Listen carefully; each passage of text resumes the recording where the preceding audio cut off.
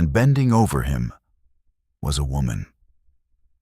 Her hands, small, calloused, trembling just enough to betray exhaustion, were pressing clean linen against the wound on his forehead. She worked quickly, silently, the way someone does when they've done this too many times before. Ethan's throat felt lined with sand. He tried to speak. The sound that came out was more rasp than word. She didn't flinch, didn't look up. "Don't move," she whispered. "You'll die if you don't lie still." That voice. He knew that voice. The candle flame steadied. Light caught the sharp line of her cheekbone. The dark sweep of lashes lowered in concentration, the faint scar, barely visible now, along her left jaw, where a carriage door had once struck her in fury 5 years earlier. Nora Langford. The name landed in his mind like a stone through thin ice. Nora Langford, the woman London society had branded the most elegant fraud of the decade. The woman who they said had stolen the Ashford emeralds, shamed her husband into a grave, and vanished into disgrace, while the ton toasted her ruin. And here she was, saving his life. Ethan's pulse hammered against the bandage she had just tied. Pain flared white-hot, but he forced his eyes to stay open. Forced words past cracked lips. Why one word? Rough, accusing.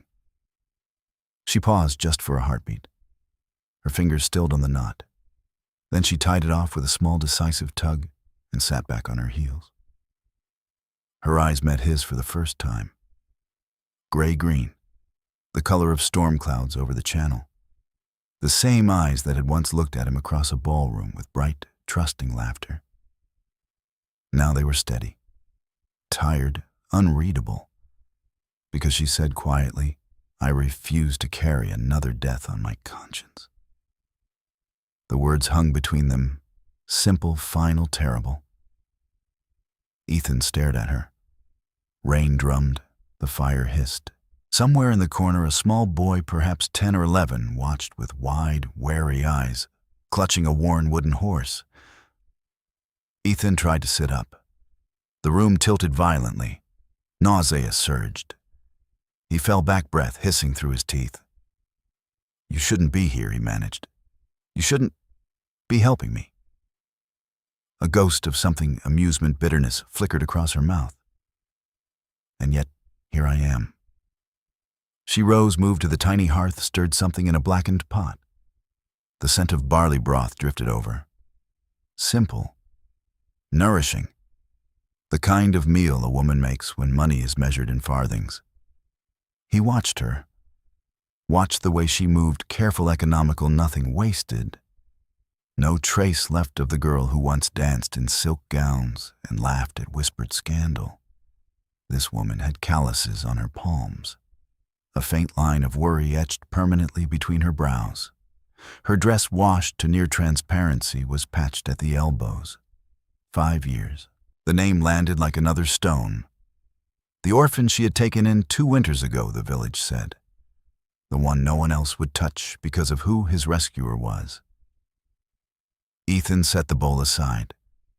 His voice came out quieter than he intended. "You've changed." She looked at him, really looked. No anger, no pity, just a long measuring silence. "So have you," she answered. He wanted to argue, wanted to say he was still the same man, still the Duke, still the one who carried the weight of centuries. But the words died when he saw the small wooden horse Tommy clutched. Saw the way the boy's thin shoulders hunched, ready for rejection. He thought of the night her husband died. Thought of the letters she had written him afterward, short, dignified, asking only for the truth. He had burned it. Unopened.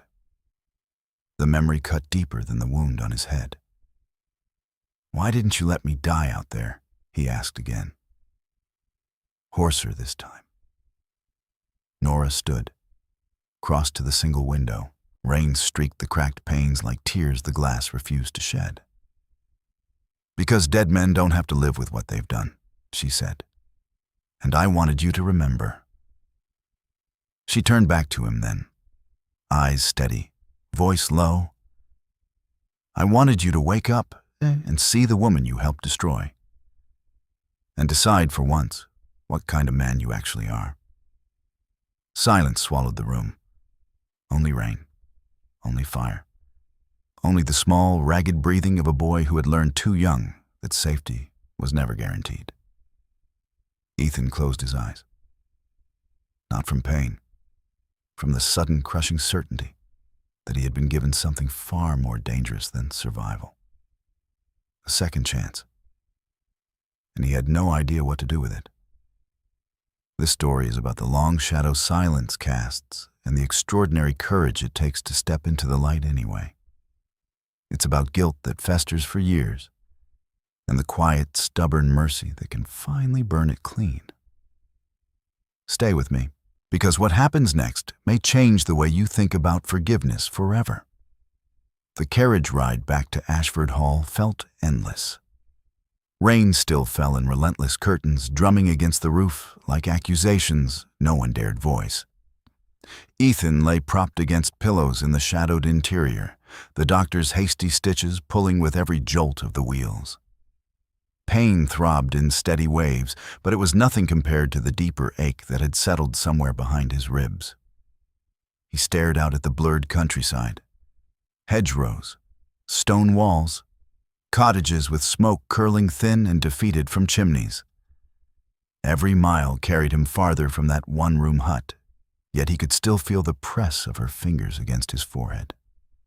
Steady, careful, unforgiving. Ashford Hall rose out of the mist like a judgment.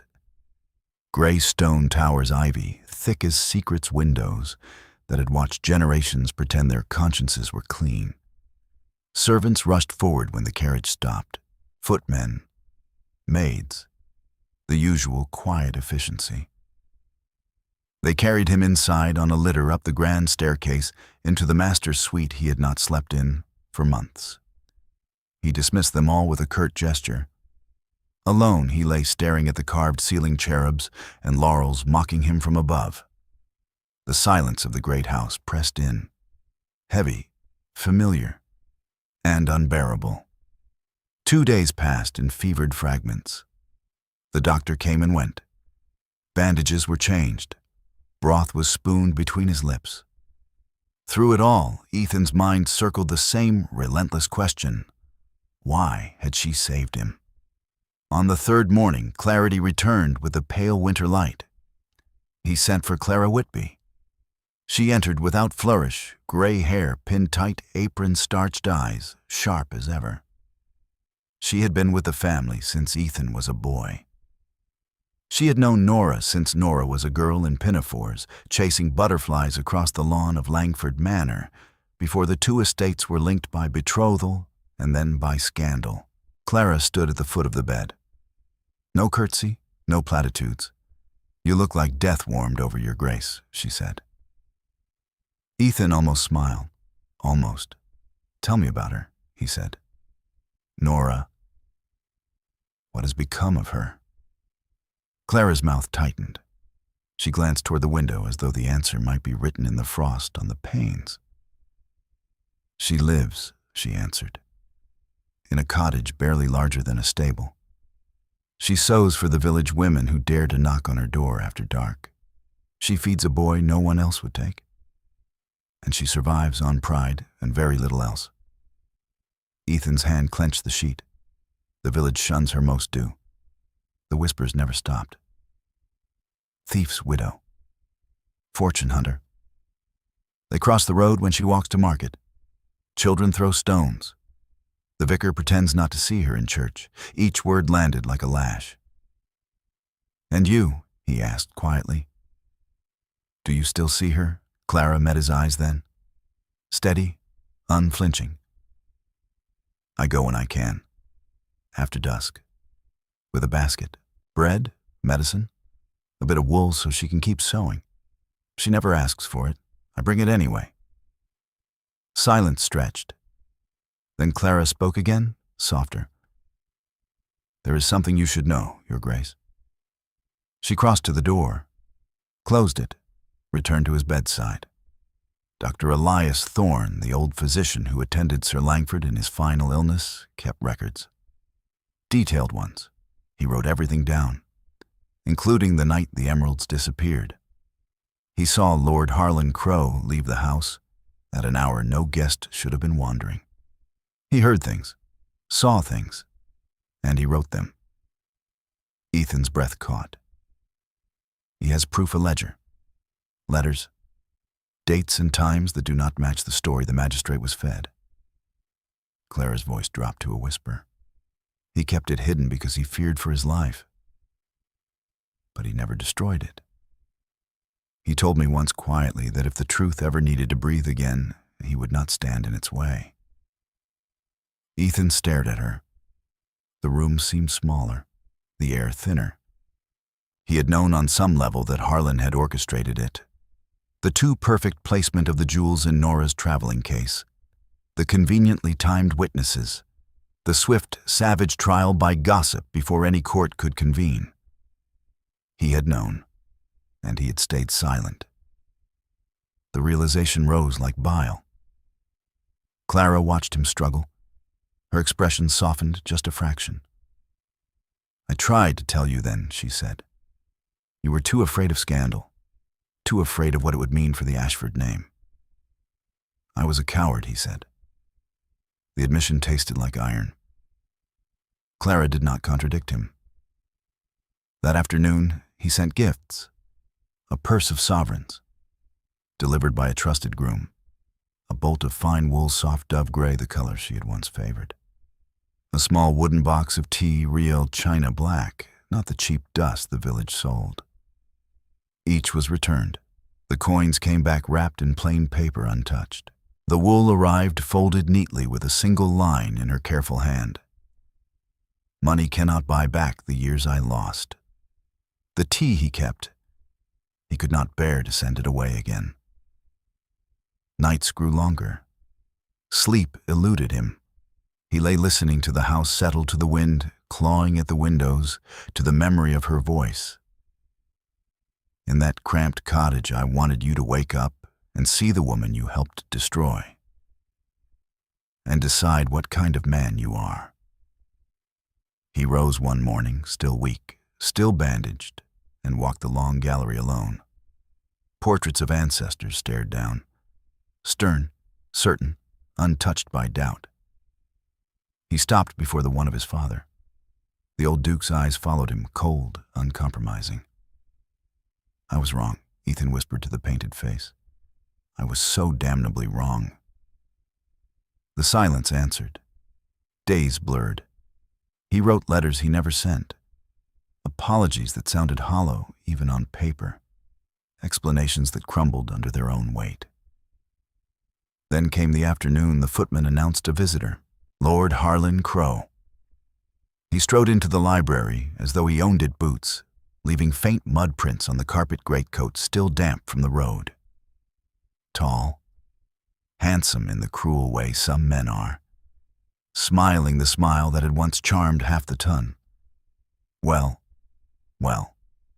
Harlan drawled, tossing gloves onto a chair. The mighty Duke returns from the dead, and looking rather the worse for it, I must say. Ethan stood slowly. Every movement hurt. He did not care. What do you want? Harlan's smile widened. Merely to congratulate you on your survival, and to offer a friendly warning. He stepped closer, voice lowered. I hear you've been asking questions. Digging up old graves? Sending gifts to a certain fallen woman. Ethan felt the old rage stir, slow, cold, dangerous. Careful, he said. Harlan laughed. Short, sharp, careful, my dear. Ashford, you're the one playing with fire. Soft-hearted gestures won't erase what happened. And if you keep poking at the past, people might start remembering just how conveniently those emeralds vanished. People might start asking why the great Duke of Ashford never spoke up for his friend's widow. He leaned in. Leave it buried, Ethan. For both our sakes. Ethan met his gaze. Steady. No, he said quietly. Harlan's smile faltered. Just for a second. Then he recovered, shrugged. Your funeral. He turned toward the door, paused. One last thing he said over his shoulder. I always wondered. Do you still dream about her husband's face when he pulled the trigger? Because I do. Every time I close my eyes. The door closed behind him. Ethan stood motionless. Rain tapped against the tall windows. Somewhere in the house, a clock chimed the hour. And in the silence that followed, something inside him finally cracked. Not with sound, but with the quiet, inevitable certainty that silence had cost enough lives. This story is about the terrible weight of the things we never say, and the fragile, ferocious hope that comes when we finally dare to speak them. Stay, because the truth is about to break wide open. The fire in the library had burned low, casting long shadows across the leather-bound spines and the worn Persian rug. Ethan sat alone in the high-backed chair, the ledger from Dr. Thorne open on his lap. The old physician's handwriting precise, faded, laid bare what Ethan had always suspected but never dared name. A single letter folded inside the back cover. Nora's father's last words written in trembling ink the week before he died, "My daughter is innocent." The emeralds were taken by Harlan Crow. He confessed it to me in delirium after too much brandy, thinking I would not live to repeat it. He wanted the Ashford alliance broken so he could claim the Langford lands through debt. Protect her, Ashford. She is all I leave behind. Ethan's fingers traced the signature, Sir Reginald Langford, a man who had trusted him once. He closed the book. The room felt colder.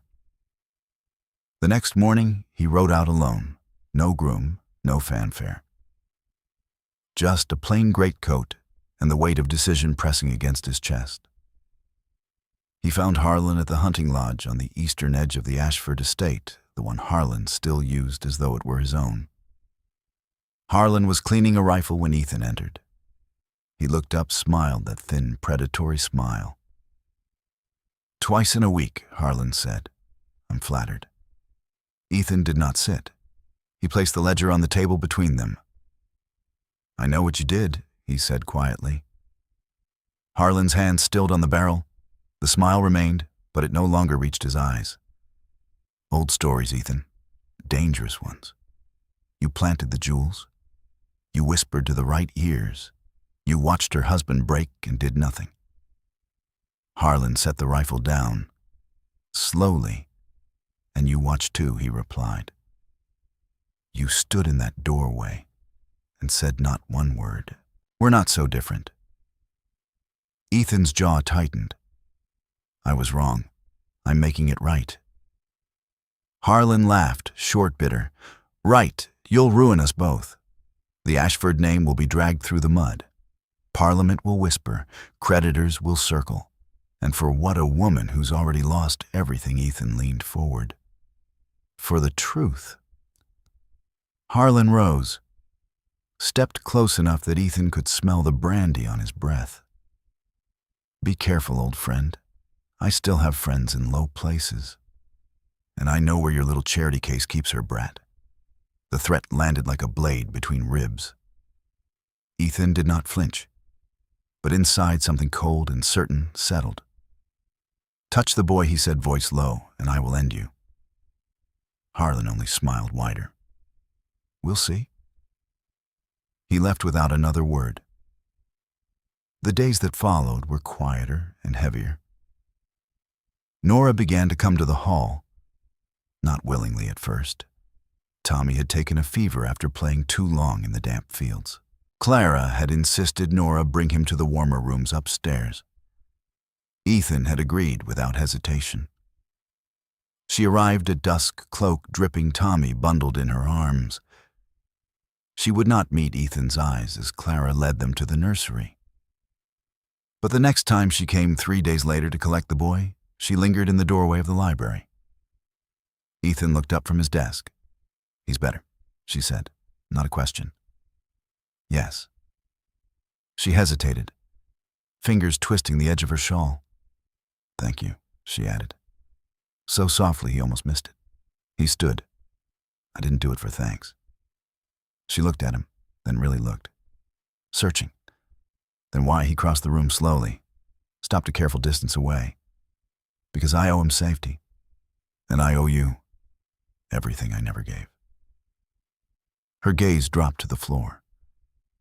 A long silence. I still hate you, she whispered. I know. But I don't hate the man standing here now. The admission hung between them, fragile, unexpected. After that, the meetings became routine.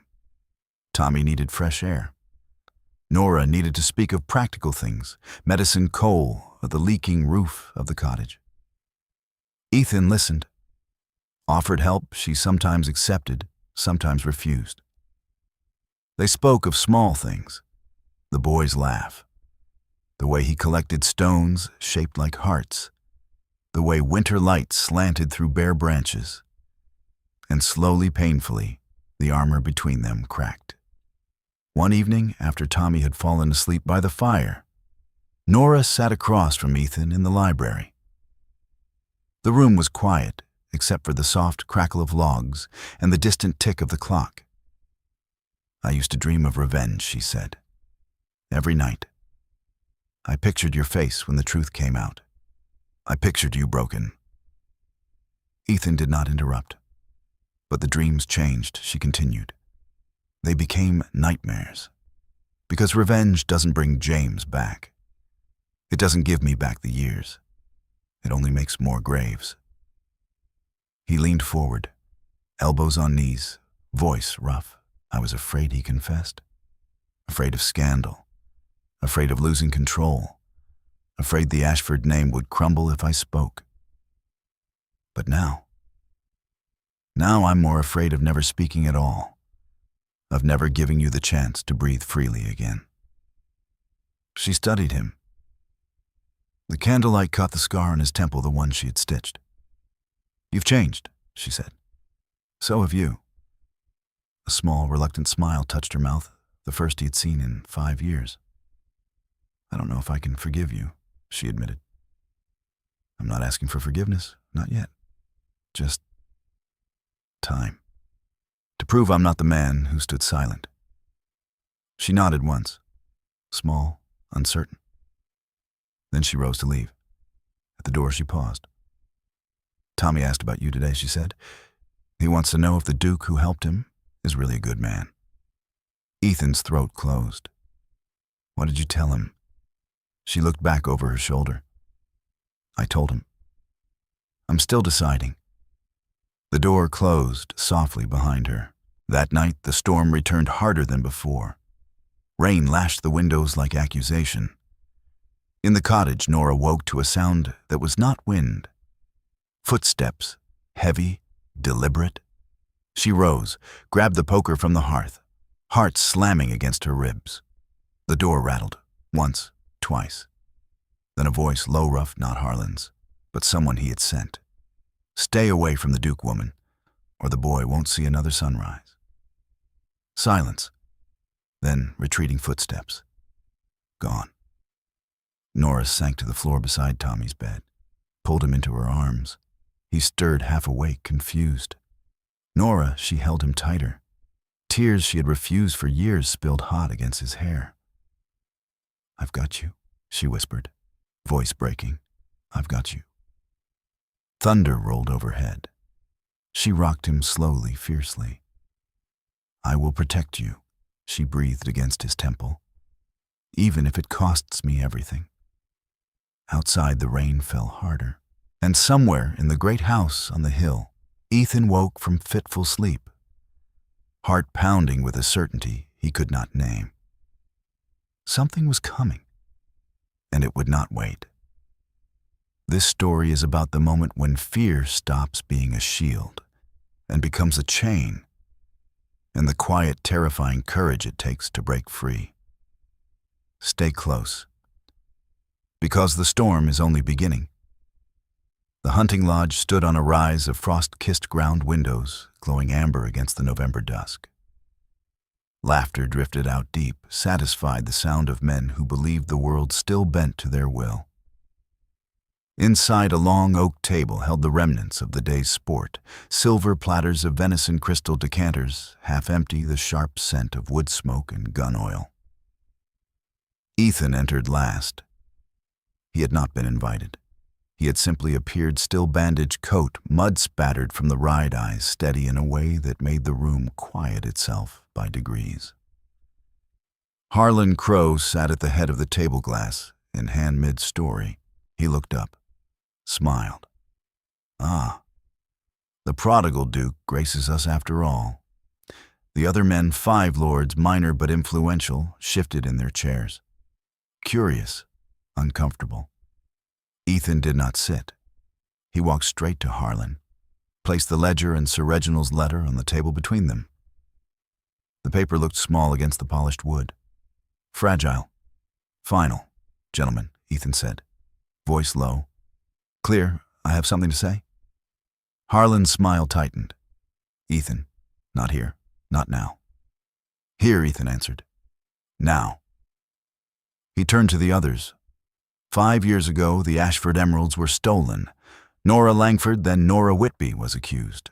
Tried in the court of opinion, convicted. Her husband took his own life because of it. Silence thickened. Ethan opened the ledger, read aloud. Dates, times. Harlan's name appearing again and again. The confession in delirium. The planted jewels. Harlan rose slowly. Laughing, short, sharp. Old lies, gentlemen. Desperate ones. Look at him, still wounded from his little carriage accident. Perhaps the blow to the head has addled him. He reached into his waistcoat, pulled out a folded sheet. Another forgery, Ethan knew, instantly ink, too fresh handwriting, too careful. And here, Harlan said, is the truth. A sworn statement from a maid who saw Lady Langford hide the jewels herself. Dated the very night. He tossed it onto the table.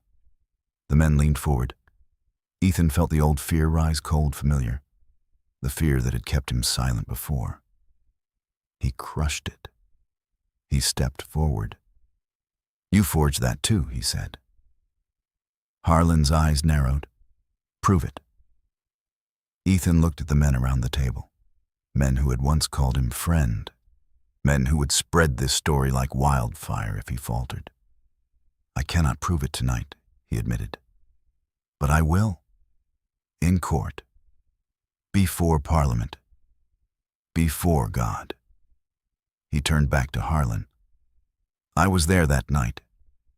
I saw you leave the Langford house at 2 a.m. I saw the bulge in your coat. I said nothing. Because I was afraid. His voice cracked just once. I was a coward. The room held its breath. Harlan sneered. And now you're a fool.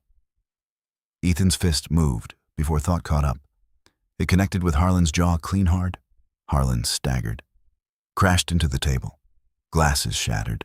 Venison slid to the floor. The men gasped. Harlan touched his lip. Blood on his fingers. He laughed again, wet, furious. You'll regret that. Ethan stood over him, breathing hard. I already regret 5 years of silence.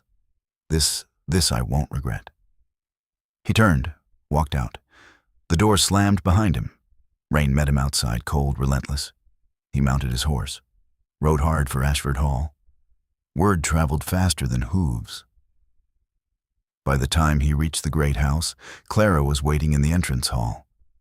Face pale. She's coming, Clara said. She heard. Ethan nodded. Went upstairs, changed out of wet clothes, paced the library like a caged thing. The storm broke fully just as the front door opened. Nora entered, cloaked, dripping hair plastered to her face, eyes red from rain, or tears, or both. She did not speak at first. She crossed the room, stopped 3 paces from him. Clara withdrew quietly, closed the doors. Nora's voice came out hoarse. They say you struck him, in front of witnesses. Yes. They say you accused him publicly, of everything. Yes. She took a step closer. Was it to atone, she asked, or to salve your pride to make yourself the hero in a story you helped write? Ethan looked at her. Really looked. The scar on her jaw, the faint tremble in her hands, the way she held herself together by will alone. He sank to his knees, not gracefully, not dramatically, just down. Forehead bowed, hands open on his thighs. I was silent once, he said, and it killed something in me. Every day since I've carried that death inside. I struck him because words weren't enough anymore. I accused him because the truth has waited long enough. He lifted his head. I don't expect forgiveness. I don't expect anything. I only want you to know I will finish this, even if it costs me the title, the house, everything. Nora stood very still. Rain hammered the windows. Then she reached into her cloak, drew out a small worn envelope. She knelt in front of him slowly, as though afraid the floor might give way. She pressed the envelope into his hands. My father's last letter, she whispered. Not the evidence, not the ledger, just his words to me. Ethan opened it with shaking fingers, the handwriting faint fading, my dearest Nora. If you read this, I am gone. Know that you are innocent. Harlan Crow took the emeralds. He told me so himself, drunk, careless. He wanted our lands. He wanted to break us. If I cannot protect you, let the Duke of Ashford do it. He is a good man beneath the title. He will see the truth. Trust him when the time comes. I love you, always. Father Ethan read it twice. Tears came then, silent, unstoppable.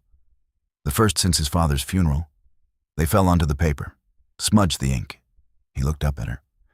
I failed him, he said, voice raw. I failed you. Nora's own eyes filled.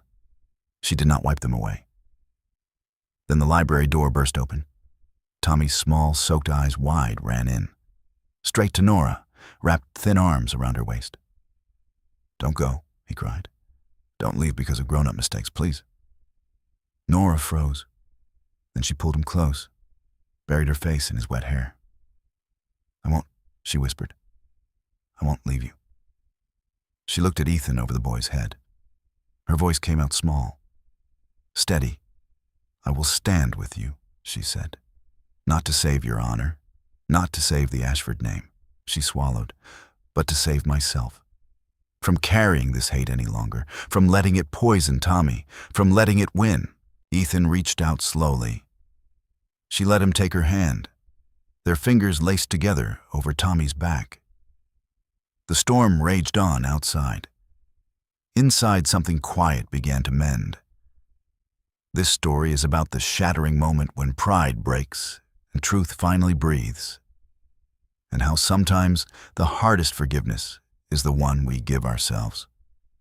Stay, because the reckoning is almost here. The courtroom in the Palace of Westminster smelled of old wax and older secrets. High ceilings arched overhead like judgment itself. Rows of peers in scarlet robes sat in stiff silence faces, carved from years of practiced indifference. Sunlight slanted through tall windows, catching dust motes that drifted like forgotten prayers. Ethan stood at the bar. No title preceded his name today. Just Ethan Ashford. Plain coat, steady hands. The ledger and Sir Reginald's letter lay open before the Lord Chancellor. Dr. Elias Thorne, frail now, but voice firm, testified from a chair at the side. Every word he spoke was measured. Every date, every confession Harlan had slurred in delirium. The room listened. Harlan Crow sat opposite, no longer smiling, face pale beneath the powdered wig. When the Chancellor asked for his defense, Harlan rose. Voice thin. These are fabrications, old grudges, nothing more. The Chancellor looked at him for a long moment. The evidence speaks otherwise. A gavel fell, sharp, final. Lord Harlan Crow, your title is forfeit. Your estates are seized pending restitution. You will answer for fraud, perjury, and conspiracy to pervert justice." Harlan's knees buckled. Guards caught him before he hit the floor. He looked once at Ethan, eyes wild, pleading, furious, then was led away.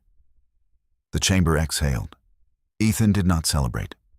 He bowed once, turned, walked out into the corridor where rain still streaked the leaded windows.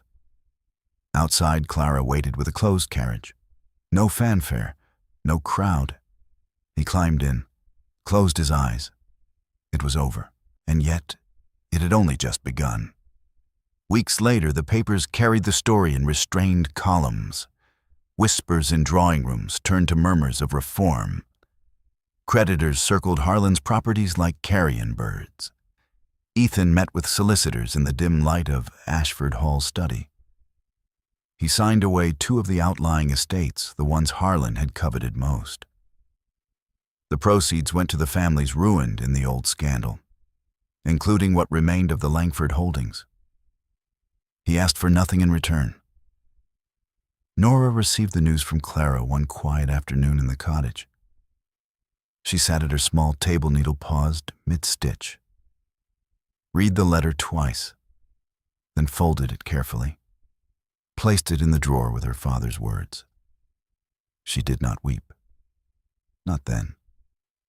Instead, she walked to the village, knocked on doors that had once been closed to her, spoke to women who had crossed the street to avoid her, offered to teach them to sew, to mend, to make something beautiful from scraps. Some turned away, some listened. A small workshop took shape in an unused barn at the edge of the green. Looms, bolts of cloth. Laughter tentative at first, then freer. Women who had been widows, fallen forgotten. They came. They learned. They stayed. Nora never returned to London, never reclaimed the gowns or the invitations. She chose the quiet rhythm of needle and thread, the scent of lanolin, the warmth of a shared hearth. Spring arrived slowly, soft green pushing through frost, lambs in the fields, birds reclaiming bare branches. The village church was small, stone walls worn smooth by centuries of prayers, wildflowers tied in simple bunches along the pews, no organ, just the soft murmur of voices and the creak of old wood.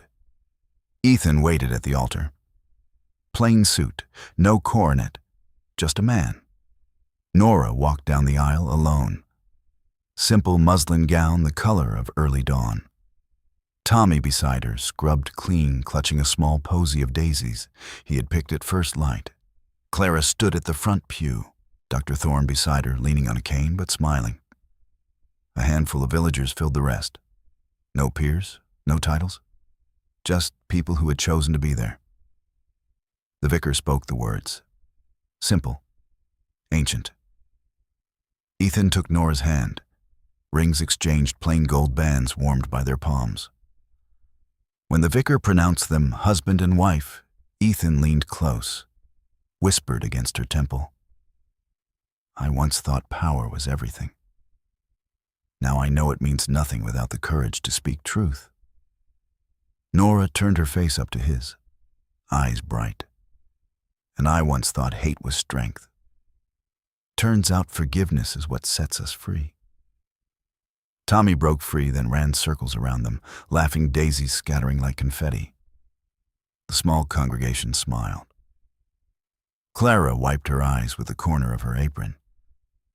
Dr. Thorne nodded, once satisfied. Outside, under the ancient yew tree, Ethan and Nora stood together. Tommy darted between their legs. Sunlight filtered through new leaves. Ethan laced his fingers through hers. We lost so much, he said softly. Nora squeezed his hand. Not lost, redeemed. She looked out at the churchyard, at the graves that no longer felt like accusations, and we found each other. Ethan smiled small, real. Not found, she corrected gently. Built it anew. Tommy tugged at her skirt. Come see the lambs, Mama, they're jumping. Nora laughed. The sound light unburdened. She lifted Tommy onto her hip. Ethan fell into step beside them. They walked toward the fields together. The wind carried the scent of hawthorn blossom. Somewhere, a bird sang. And in the quiet that followed the past, finally let go. This story is about the slow, stubborn dawn that comes after the longest night, and the truth that justice isn't always a sword, but sometimes a hand reaching out in the dark. Thank you for staying until the end. May we all find the courage to speak and the grace to forgive. Finally, let me send my deep thanks to you. Thank you for listening. If this story has touched your heart, I invite you to stay with us to discover more true tales of the Wild West. Stories that honor resilience, tenderness, and the spirit that God placed in those who blaze the trail. Subscribe, share, leave your thoughts in the comments, and join us once again to journey across this untamed land. Thank you. Aviso legal/disclaimer. These stories are crafted purely for entertainment and may contain imaginative additions or dramatic interpretations inspired by old frontier eras. We use AI-based resources, voice imagery, and drafting as part of our creative process. But every final detail is carefully reviewed and shaped by human effort to preserve emotional depth and authenticity. We strictly follow YouTube's rules regarding AI-generated content and refrain from deepfakes, altered identities, or misleading representations. All images, sounds, and related materials are lawfully obtained. Please do not reuse, modify, or distribute any portion of this content without written permission. Thank you for valuing creativity, respect, and original work.